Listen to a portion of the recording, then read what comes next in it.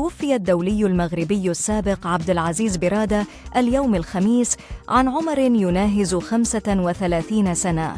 وأشارت تقارير إعلامية إلى أن عبد العزيز برادة توفي بعدما تعرض لسكتة قلبية. وسبق لعبد العزيز برادة أن دافع عن قميص المنتخب المغربي في عدد من المباريات، كما لعب لأندية مختلفة أبرزها أولمبيك مارسيليا الفرنسي وختاف الإسباني. نعى الدولي المغربي أشرف حكيمي وفاة الدولي المغربي السابق عبد العزيز برادة برسالة مؤثرة.